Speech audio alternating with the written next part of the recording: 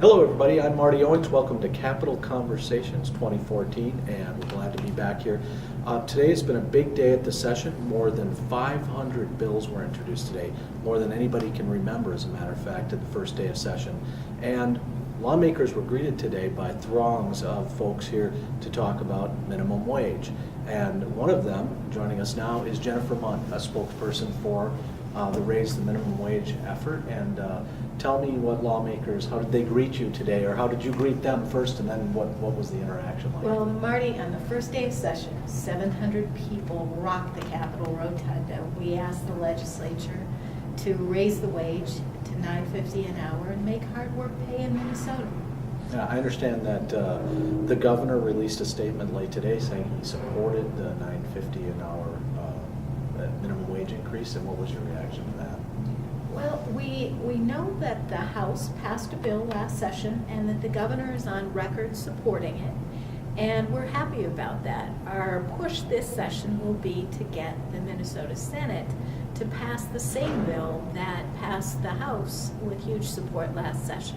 Okay, let's talk for a minute a little bit about what happened last session. So it wasn't Republicans that got in the way, because you don't need a Republican vote, but the DFL couldn't get together on what the minimum wage. There were competing bills being introduced. What happened?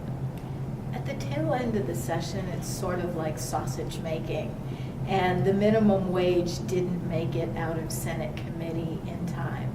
Our hope this session is that the DFL majority in the Senate will join the House in passing this legislation. It would be a strong statement to hardworking Minnesotans who just aren't making ends meet despite the economic recovery. Well, just back to this issue of the Democrats not being able to get together on this. I didn't understand it was more than just a procedural issue. There was some issues between ideologies in terms of the wage, where it should be. What do you know? I mean, you've been up here for a long time. What was the inside scoop there? The amount was the stumbling point. Okay. Right now, Minnesota's minimum wage stands at $6.15 an hour. Right. We are one of only 4 states with a minimum wage less than the $7.25 federal minimum. So the Minnesota House last session said that people can't survive on $7.25. They passed a bill that would raise the wage to $9.50 an hour, indexed to inflation, and it wouldn't penalize workers who work for tips. Okay. Our hope is that the Senate will pass the same bill this session. Last session, they could only muster support for a $7.25 minimum wage. What was the issue there?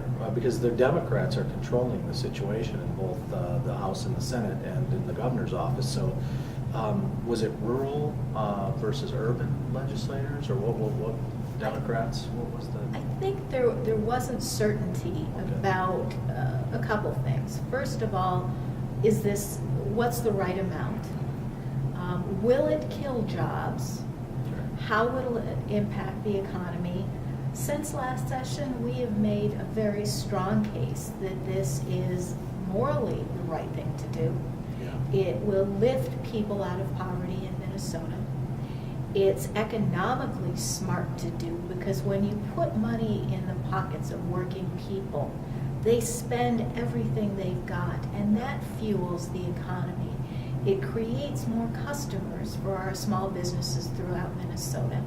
And we've also taken a look at what every Nobel Prize winning economist has found. And they found that this is good for the economy. It is not a job killer. It doesn't send customers across the border to Wisconsin. All of those myths have been debunked. Well, that's what I want to talk to you a little bit about, because obviously Republicans have a different sense of what raising the minimum wage will do to. I think a lot of them have rightly expressed concern with especially how this would impact small business owners. We're not talking about like a McDonald's or somebody who can absorb a living wage or whatever, but small businesses, and their complaint is, well, I won't be able to afford that wage as a small, medium-sized business. What's your reaction to that? How do you respond? to hear that. Well, I would argue that most of the people, I was guessing you might. yeah, most of the large corporations like Walmart are the ones who are asking taxpayers to subsidize the high cost of their low wages. Most of the people who are keeping people in poverty are big corporations. In Minnesota, 68% of the small businesses are owner-operated with no employees. They would not be affected by this. They would benefit from it because if Walmart pays its people $9.50 an hour, those folks will spend their paychecks on main streets across the state. This is really good for the economy, and what it does is it says that taxpayers shouldn't be subsidizing the high cost of low-wage employers like McDonald's and Walmart. Right. Well, but even if there's 60-some% of little businesses that wouldn't be affected, obviously you wouldn't want to raise the minimum wage unless it was going to affect a lot of people. Somebody's employing those people. So again, back to the small and medium-sized business world. I know there's competing studies. I've read some of the white papers out there by the economists, but what are your thoughts about, how, if you were a small business, how do you react to it? Or if they were to approach you and say, look, lady, I know you want to boost this to $9.50, but I'm barely making and paying this guy $7.50 or whatever it is. Well, I think I would be like Punch Pizza and The Gap and Whole Foods, who have decided that paying $10 an hour is good for their business. In Minnesota, if we raise the wage to $9.50 an hour, 360,000 people would get a raise. For the typical worker, that would mean $1,300 more in their pocket each year.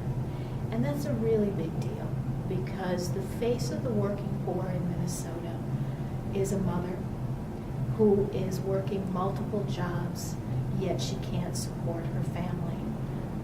Having just $1,000 more in a family's pocket means that there are going to be better outcomes for their kids in school and in life. That's a really big deal in our state. If I was a small business owner, I would welcome this because it means that $472 million more of consumer spending power is out there. Those are my customers. It means I get more business. Thank you. Now, so apart from it's going to be a small business job killer type issues you hear from Republicans, what are some of the other arguments you hear and why don't they make sense to you? The biggest opposition to this is the hospitality industry, which is restaurants and hotels. I would argue that the people who serve our food, the people who raise our children, the people who care for our aging parents, the people who clean our offices, those are workers who deserve a higher raise. And their professions have been undervalued over time, and we need to change that. Okay. So in conclusion, I mean, let's just talk just for a second about what you think the chances are of a minimum wage. And you're going to have some splaining to do because there are some Democrats out there that are going to vote for this at risk in their home districts because there's some swing district Democrats here that if they put a vote in favor of increased minimum wage, they're going to hear about it. What do you say to those Democrats that may be on the fence? If a Democrat was unsure about doing this, I would tell him or her that this is the morally right thing to do. It's good for the economy, and it's good for their reelection. If you give 360,000 people a raise, if you help to lift them out of poverty, I bet those folks are going to vote for you. Well, what about the folks in swing districts, though? Again, like, there might be some suburban districts that there's not a lot of folks in those districts that are, that would be affected by the minimum wage thing. There might be people working in those districts, but they may not live and vote in those districts. Those Democrats may find themselves in a situation where they have to vote their conscience. Just like we've had many votes up here, the last session, conscious vote, but some people paid, they won't be reelected, they've had to retire again. Your thoughts on that? I think there comes a time when you just need to do what's right. And this coalition of faith and labor and nonprofit communities will come together and have their backs in those swing districts. And I believe that this is going to happen this session. The president has said he would like to raise the wage to $10.10 an hour. And we spent 20 days at the state fair talking to regular Minnesotans. And the conversation would start with a question. Do you believe anyone who works full-time should have to live in poverty? No matter political stripe, people said that's absolutely wrong. We agree. They signed our postcard.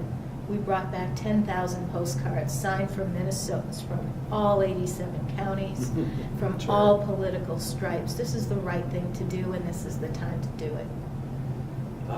Well, thank you, Jennifer. Tell viewers how they can learn more about your efforts if they're interested. If folks would like to join the advocacy, they should visit raisethewagemn.org. There's all sorts of information about the bill that we're proposing and about how you can get involved in the campaign. Thank you. My pleasure. All right. All right, that's all we have time for tonight. We'll see you next week here at the Capitol.